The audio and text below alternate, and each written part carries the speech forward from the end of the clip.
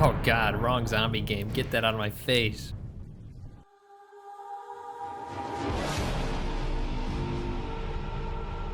Oh yeah. Oh yeah! That's the stuff. That's the zombies game we're looking for. What could I even say? One of the most original gangster zombies gaming experiences that you could have ever had. The level of mystery and wonder that I had when first going into the zombies experience in Call of Duty World at War was that of when I first played Resident Evil 4, for example. Two very different experiences, but two experiences that were both able to make me go, what is this spookiness that I am playing? How could this be done? It was like, where are you going with this game mode, Treyarch? You think you could fool me? This is Call of Duty, okay? This is where I would go to reenact the history of the senseless tragedies of my country and other countries alike. Mind you, reenact with what now are pretty bad graphics. Hello, Harry. It's me, Hagrid. My eyes physically hurt after going back and playing Nocturne Totem. But it's still amazing.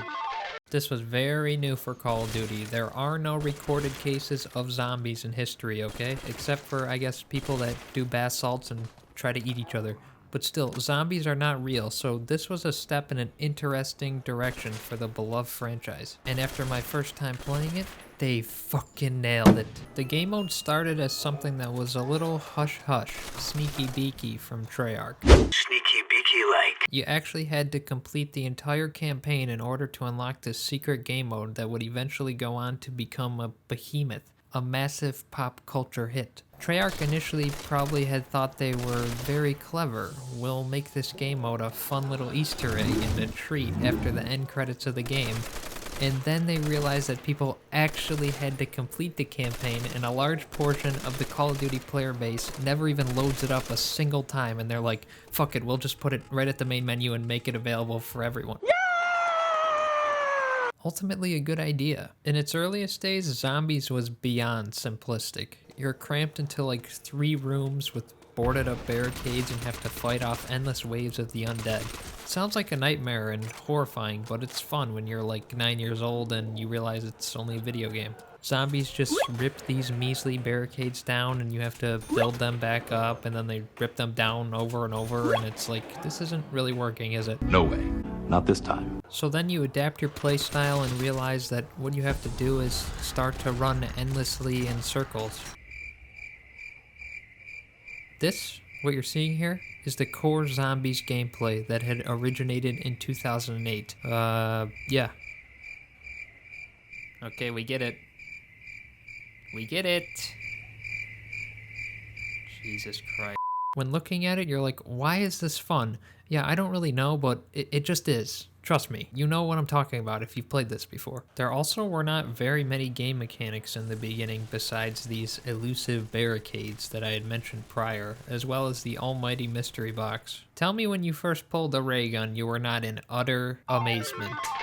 It was just so much fun to use, and these very simplistic game mechanics really open up your eyes as to just how spoiled we are with modern games. Shit looks photorealistic nowadays and has some extremely complex and addicting game modes, stories, mechanics. Some games straight up just do come out completely unfinished though, and I understand how annoying that is. Some games just do deserve the hate.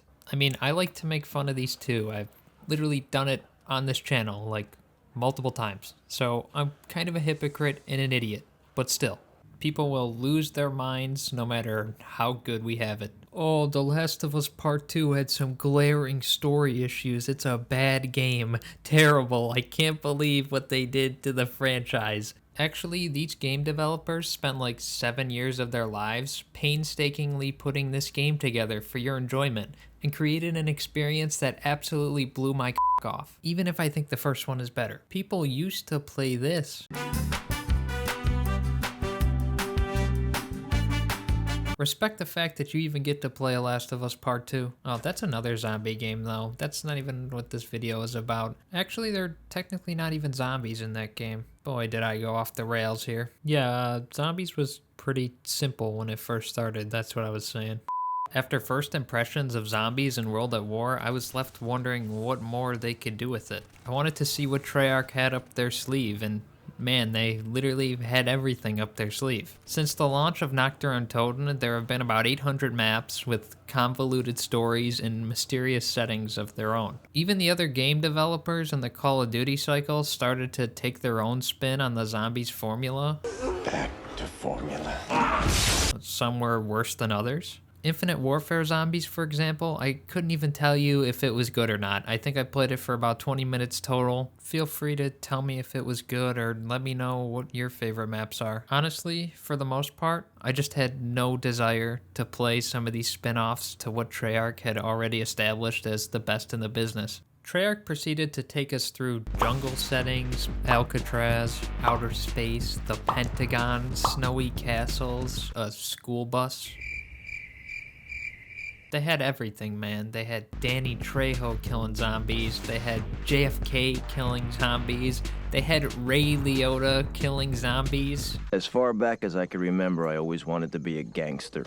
There is so much to talk about when it comes to these maps and storylines and Easter eggs that if I wanted to get to it all, I'd have to record hours of voiceover and gameplay and write a novel. Not to mention spending 6 months editing a 3-hour-long video, so I'm just going to keep it at this base level and let you know that Zombies was a bonding experience. It was something that seemed to bring people together back when games were in fact more simple and weren't as state-of-the-art as they are now. I got a few brothers. 2 of them don't play video games at all, but they did when it came to Nocturne Untold. It was just that fun to run in circles and shoot the ray gun. When new maps would come out in Black Ops 2, for example, I would always have a squad of friends to play with right on launch day. It was like an event back then. I literally made a video talking about nostalgia and Call of Duty, so I'm not ignorant to the fact that it's going to apply to zombies as well. I'm not going to act like they're never going to make a good zombies map again. I'm just not going to stay up all night excited for the next map. It's just not going to happen. Not a chance. Nostalgia aside, there's no denying that what Treyarch was able to come up with in these older maps was goddamn crazy. All the wacky and inventive wonder weapons and map designs, every single map scared the hell out of you with some ridiculous jump scare or just an overall creepy as hell atmosphere. I don't even think that Treyarch was able to see what they had coming with all the batshit crazy ideas that they were throwing into this